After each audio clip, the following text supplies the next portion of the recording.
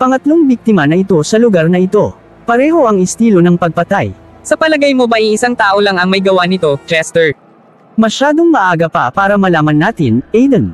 O kaya naman gawa lang ito ng iba, at ginaya lang para guluhin ang ating investigasyon, alam mo na. Tayo na at pumunta tayo sa ating lab para makahanap tayo ng mas marami pang ebidensya. Tama ka, Chester. Let's go!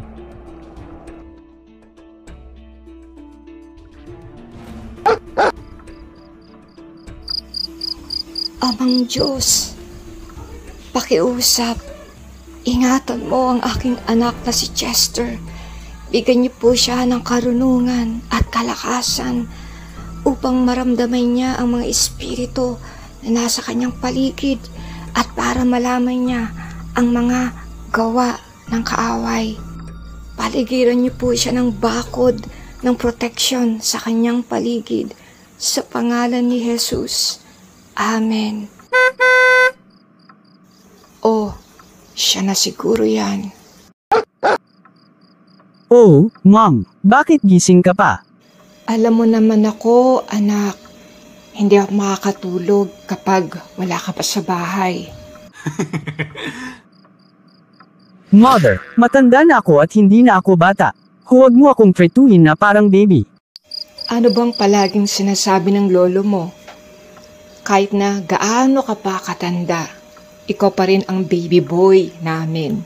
Oh, please, Mom. Stop it. Kumain ka na ba, anak? Nagluto ako na paborito mong pagkain, chicken enchilada at quesadilla.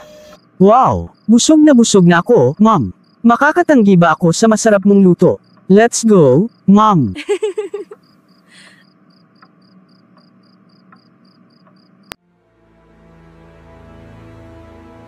Pinasasalamatan ko ang lahat ng iyong pagsisikap at dedikasyon sa ating grupo, Chester. Thank you, Chief Brandon. Ginagawa ko lang ang trabaho ko, sir.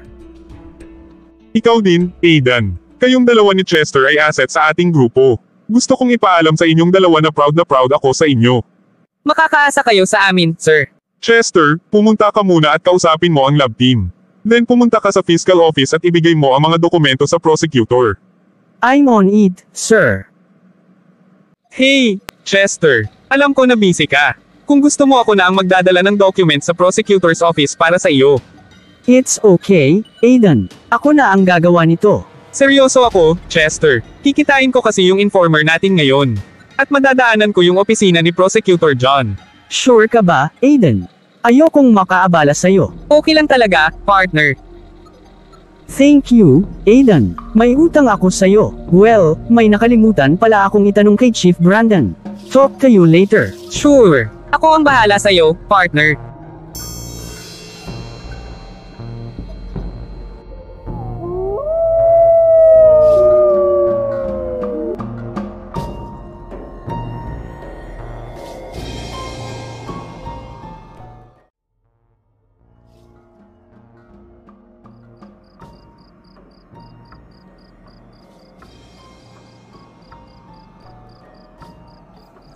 Oh, Diyos ko.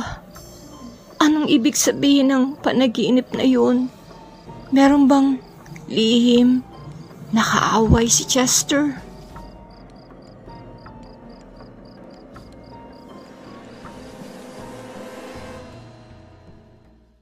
Hindi ko talaga maintindihan. I swear dito ko lang inilagay yung hawak kong documents minutes ago, bago ko tinawagan si Prosecutor John. Nasaan na yun? May nanggugulo sa akin. Kailangang mahanap ko yung files. Mahalaga yun sa aming kaso. Sino kaya ang gumagawa nito sa akin? Sino ka?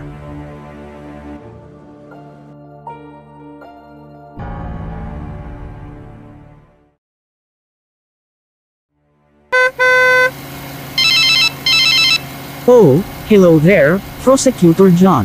Kumusta na? Imposible iyan. Sabi ni Aiden na siya daw ang maghahatid ng documents para sa akin. Sigurado po ba kayo, sir? Hindi kaya na misplace ng secretary ninyo yung mga documents. Prosecutor John, kilala niyo po ako. Maraming taon na tayong magkasama sa trabaho. First time lang na nangyari ito. Alright, kakausapin ko si Aiden patungkol dito. Bye. This is really weird. May nangyayari na hindi ko nalalaman. Kailangang alamin ko ito.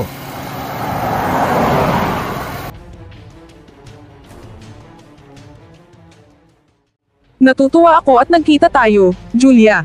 Mayroon akong mahalagang sasabihin sa'yo. Ano yun, Sharon? Kahapon habang nananalangin at nag-aayuno ang mga intercessors, nakakita ako ng pangitain patungkol sa iyong anak na si Chester. Hindi malinaw kung patungkol saan ang nakita ko. Sa pangitain ko, nakita ko si Chester na nakikipag-usap sa isang lalaki. Maya-maya, biglang nagiba ang itsura ng lalaki. Naging madilim at galit ang mukha nito.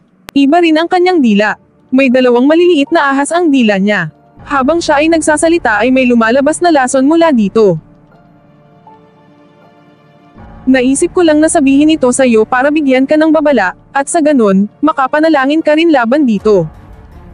Alam mo, 3 gabing magkakasunod na nagkaroon ako ng kakaibang panaginip. Sa panaginip ko, nakita ko ang isang lalaki na kasama ni Chester. Unang-una, napaka-bait niya at palakaibigan. Pagkatalikod ni Chester, bigla siyang sinaksak ng tabak ng lalaking ito. Julia, ipinapakita sa atin ng Diyos na mayroon isang tao na may masamang balak kay Chester. Sang-ayon ako, maraming binigay sa atin na mga halimbawa ang Biblia kung paano nagbigay ng babala ang Diyos sa kanyang mga lingkod sa pamagitan ng mga panaginip at pangitain. Ipanalangin natin si Chester, at kanselahin natin ang masasamang plano ng kaaway laban sa kanya. Father God, alam namin na ikaw ay Diyos noon, ngayon, at magpakailanman. Sa mga nagdaang panahon, nagpapakita ka ng mga pangitain at panaginip upang babalaan ang iyong mga anak. Inaangkin namin ang iyong salita sa Isaiah 54 verse 17, wala nang sandatang gagamitin laban sa iyo. Ang mga lingkod ko'y aking ipagtatanggol, at sila'y bibigyan ng pagtatagumpay. Ito ang sinabi ni Yahweh. Kami ay namamagitan para kay Chester. Binabalutan namin siya ng panalangin ito. Pangunahan mo po siya, samahan mo po siya ng iyong presensya, Ama. Kinakansela namin ang lahat ng masasamang plano, mga banta, at mga patibong ng dyablo sa buhay ni Chester sa pangalan ni Jesus. Salamat, Abba Father, dahil ang aking anak ay iniingatan mo. Maglagay ka ng bakod na proteksyon sa paligid niya. Pinapasalamatan ka namin, Panginoon, at inihayag namin na ikaw, O Panginoon, ang aming watawat, ang aming pananggalang. Salamat po sa iyong kabutihan. Ito ang aming panalangin. Amen. Amen.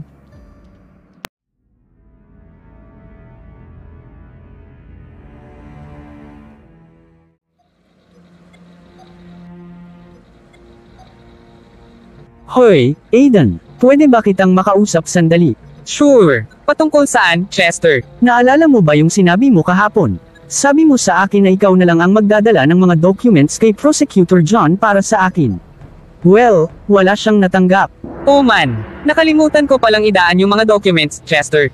Nawala sa isip ko. Sorry talaga. Ano ka mo? Nakalimutan mo. I'm bad. Nakalimutan ko talaga. Sorry. That's not acceptable. Hindi mo ba alam na napakahalaga ng mga dokumentong iyon sa ating investigasyon? Hindi ko alam. I'm sorry. Kung gusto mo pwede akong pumunta sa office ng prosecutor ngayon. Huwag na. Ako na lang ang gagawa nito. Nasa ibabaw ng mesa ko. Sorry again, partner. Hindi ako makapaniwala sa taong ito. Nabubiwizet na ako sa taong ito.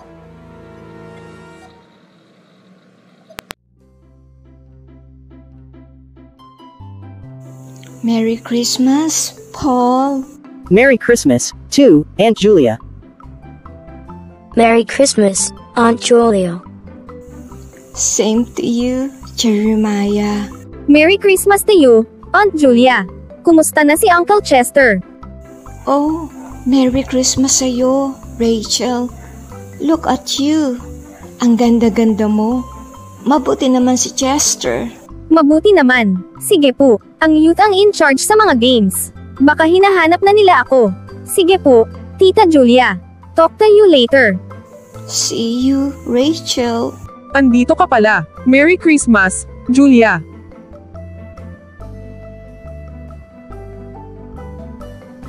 Merry Christmas, Sharon. Bagay sa'yo ang suot mo. Ikaw din. Well, kailangan ko nang umalis ngayon. Magkikita kami ni Chester sa opisina niya. Pagkatapos, kakain kami sa bagong restaurant sa bayan. Okay, mag-enjoy ka. Ikumusta mo ako kay Chester. Sige.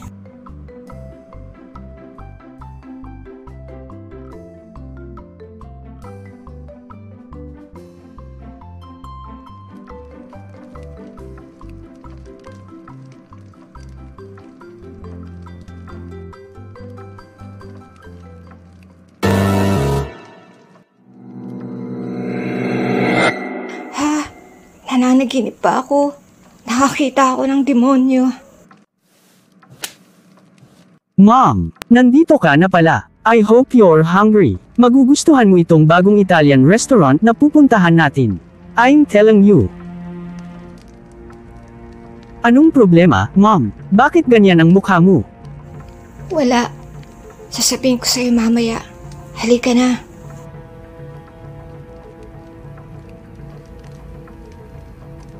Mom, ngayon, pwede mo nang sabihin sa akin kung ano ang gumugulo sa'yo. Sinong lalaking kausap mo kanina? Ah, si Aiden iyon. Siya yung bago kong partner. Bakit mo naman naitanong, Mom? Anong nangyari kay Martin? Nag-transfer siya sa aming branch office sa Maine. Bakit? Hindi ko alam kung paniniwalaan mo ko.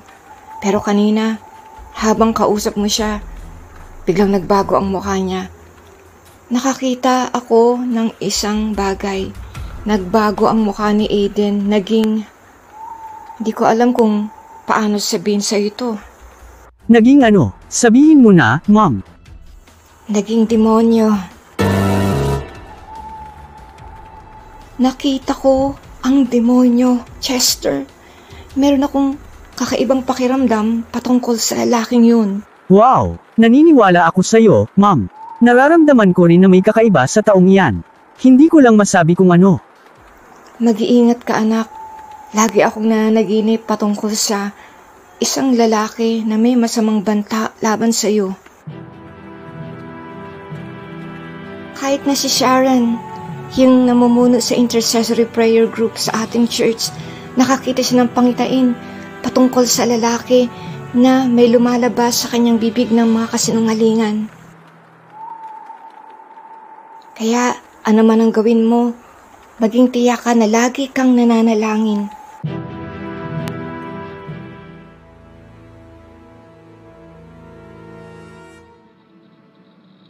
Come in. Good morning, Chief Brandon. Pinapatawag ninyo daw ako. Yes. Maupo ka, please. Ang dahilan kung bakit kita pinatawag ay dahil concern ako sa performance mo sa trabaho, Chester. Anong ibig ninyong sabihin, Chief? Nakatanggap ako ng reklamo mula kay Prosecutor John patungkol sa mga dokumento. Dahil sa hindi mo ito ibinigay sa kanya ng maaga, na-dismiss tuloy ang kaso na hawak niya. Chief, alam ko na kasalanan ko ito dahil nagtiwala ako kay Aiden. Pangako na hindi na ito mauulit. Si Aiden, anong ibig mong sabihin? Noong inutusan ninyo ako na makipagkita kay Prosecutor John para dalhin ang mga dokumento, sinabihan ako ni Aiden na siya na lang daw ang gagawa nito, dahil dadaanan naman daw niya yung opisina ni Prosecutor John. Kahapon, nagulat ako nang sabihin sa akin ni Prosecutor John na wala daw siyang natatanggap na dokumento. Huwag mong sabihin na hindi ginawa ni Aiden ang sinabi niya. Noong tanungin ko si Aiden kahapon patungkol dito, tumawa lang siya. Sinabi niya na nawala daw sa isip niya. I don't know what to say, Chester. Hindi ko gaanong kakilala si Aiden. Kaya, mag-ingat ka sana. Sige po, Chief. Bata ka pa kilala nakita ko kung paano ka lumaki. At hindi ka pabaya sa trabaho, Chester. Mag-iingat ka and watch your back.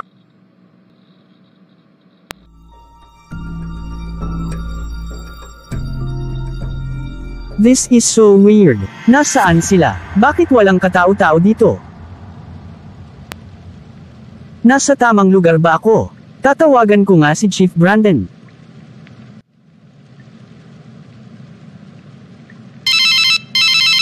Hello, Chief. Gusto ko lang i-confirm kung tama ang lokasyong ito. Yes. Andito ako sa Lovely Lane sa isang maliit na eskinita malapit sa Bear Mountain Boulevard. Ano? Nasa maling lokasyon ako. Paano nangyari ito, Chief? Ito yung text message na natanggap ko. At ito ang lokasyon na nakalagay dito. Thanks, Chief. Kailangang malaman ko kung sino ang may kagagawan nito. Okay, sige, bye.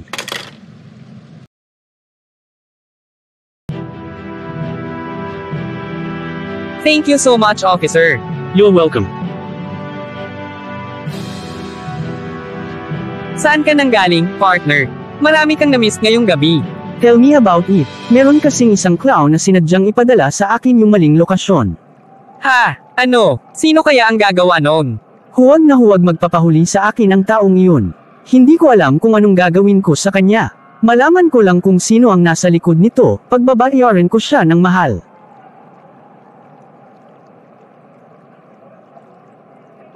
Sure.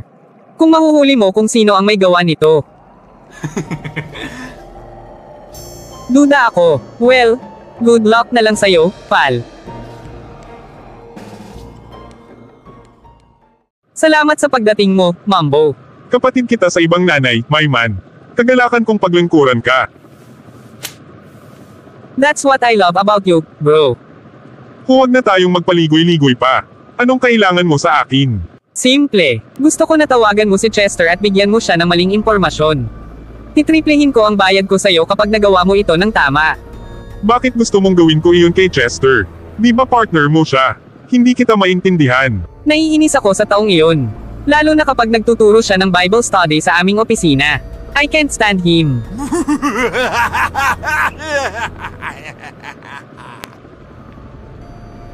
Iyon lang. Dahil lang isa siyang Christian, asal ka na sa kanya. Hindi lang iyan, Mambo. Alam mo ba ang aking ama ay isang shaman? Kinamumuhian ko ang lahat ng bagay na patungkol sa Diyos. At si Chester ay isang mananampalataya ni Hesukristo.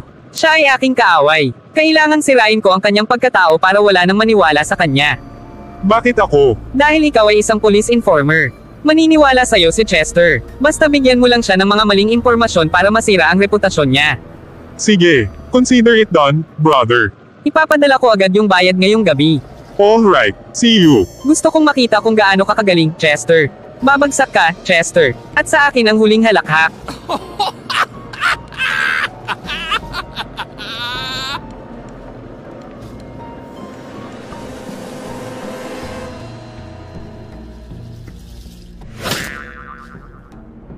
Oh man, kulang itong pera na dala ko. Mauubos na ang pagkain namin sa bahay namin. Mambo, what a small world. Kumusta na? Chester, my man. Nagagalak ako at nakita kita. Bago ko makalimutan, ngayong Sabado 9 o'clock ng umaga, ang aming church ay magkakaroon ng community outreach. Mamimigay kami ng mga pagkain at groceries para sa mga tao. Gusto ko na pumunta ka doon. Salamat dahil naalala mo ako, Chester. Isa kang mabuting tao. Sa Saturday 9 o'clock ng umaga, pumunta ka. Isama mo ang iyong asawa at mga anak. Okay. Sige, pupunta kami doon, Chester. Teka, bago ko makalimutan, kunin mo ito.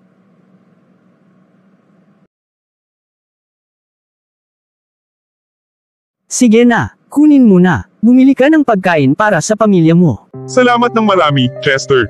Hindi mo alam kung gaano nito matutulungan ang pamilya ko. Sige, aalis na ako. Magkita na lang tayo sa Sabado.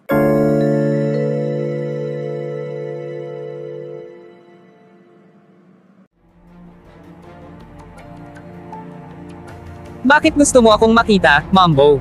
I'm so sorry, man. Hindi ko magagawa ang pinapagawa mo sa akin. Mabuting tao si Chester. Anong sinasabi mo, Mambo? Ipinadala ko na sa'yo yung bayad. Hindi mo pwedeng gawin ito sa akin. Pasensya ka na talaga, bro. Nire-respeto ko si Chester at isa pa hindi ko na ginagawa ang ganong klaseng trabaho. Nagbago na ako, Aidan. Isa kang bobo, loser. Akala ko pa naman kaibigan kita. Pero hindi pala. I'm sorry, Aidan. Hindi ko magagawa kay Chester ang pinapagawa mo. Tumahimik ka. Ayoko nang marinig ang mga paliwanag mo. Get lost. Napaka-bobo. Tanga.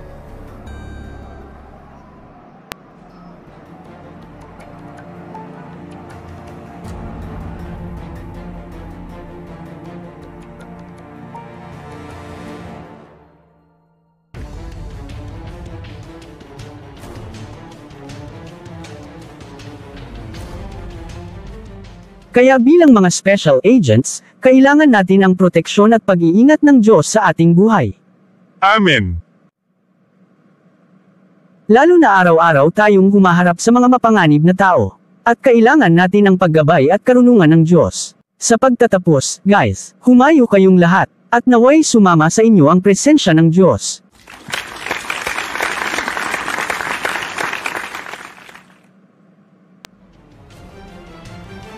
Blah blah blah. Ang daming kuda. What a joke. Wala akong paki sa Diyos mo.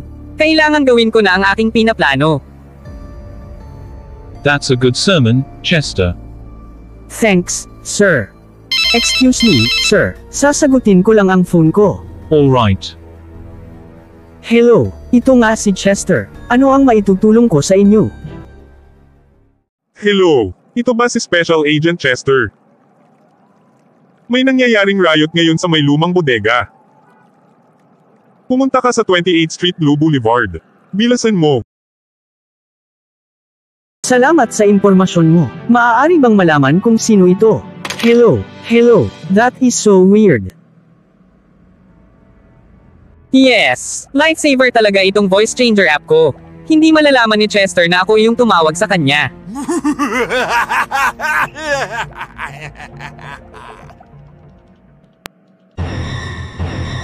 Aiden, masama ang kutob ko sa lalaking ito.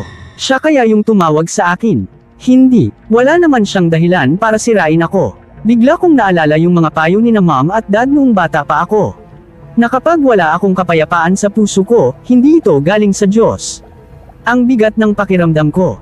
Mabuti patawagan ko si mom para makahingi ng payo.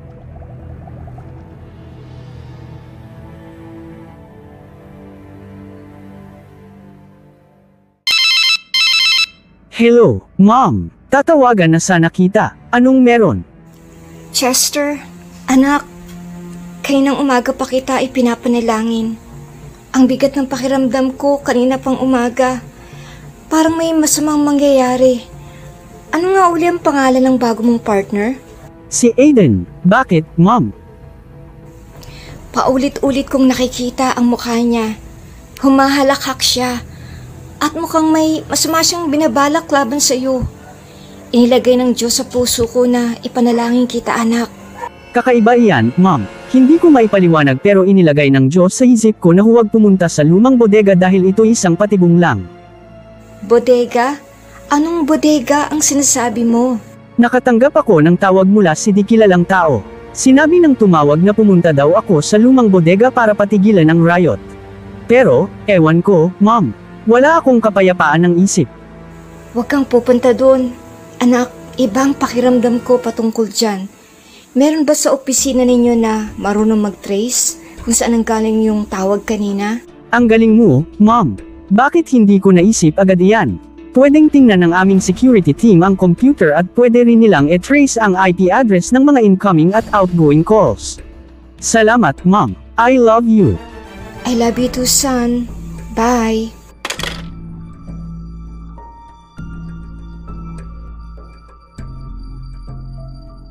Boys, get ready. Maya-maya lang darating na si Chester. Alam ninyo na kung ano ang gagawin ninyo sa kanya. Hintayin ninyo ang signal ko.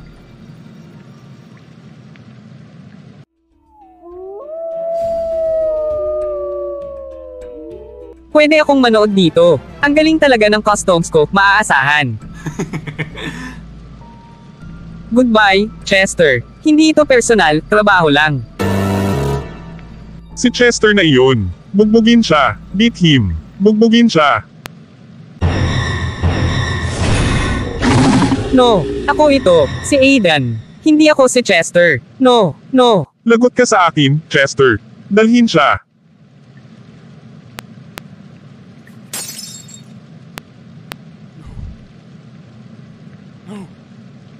No.